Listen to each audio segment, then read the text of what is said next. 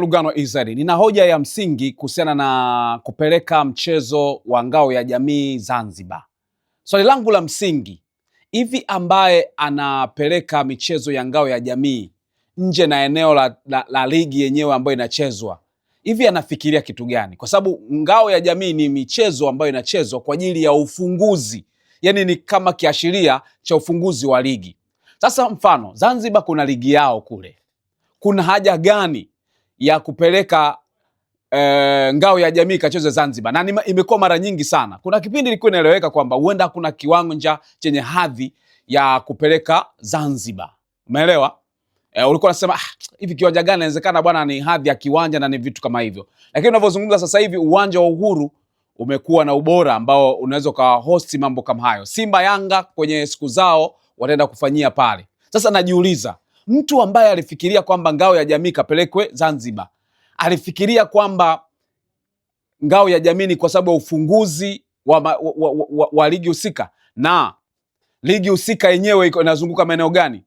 Hii ni ligi ya Tanzania bara ambayo Zanzibar pia na ligi yao. Ina maana gani sasa kuwa na ngao ya jamii ambayo inachezewa kwenye ardhi ambayo sio ya eneo la ligi ambayo inachezwa?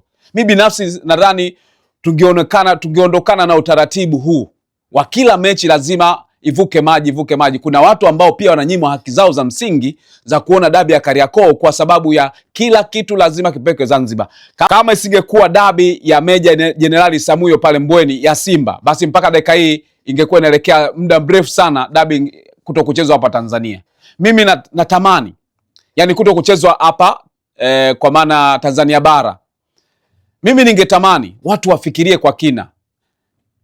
Ngao ya jamii tunalenga ni eneo la timu ambayo ligi inacheza, lakini ni ufunguzi wa mashindano kwa maana ya ligi. Maanake utaendaje kuchezea ligi? Yani unakuwa na ligi yako alafu unaenda kutafuta uwanja ambao uendani na ligi tena yenyewe.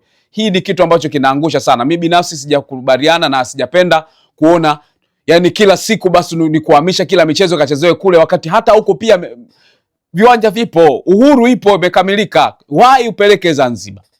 Kwa mimi binafsi ni maoni yangu. Kama nawe pia imekugusa hii, weka komenti yako hapa chini. Kama ungetamani dabi ichezwe hapa, kama ungetamani Simba na Yanga ufunguzi wa ngao ya jamii uchezwe hapa, basi weka komenti yako. Mimi naitwa Lugano Israeli.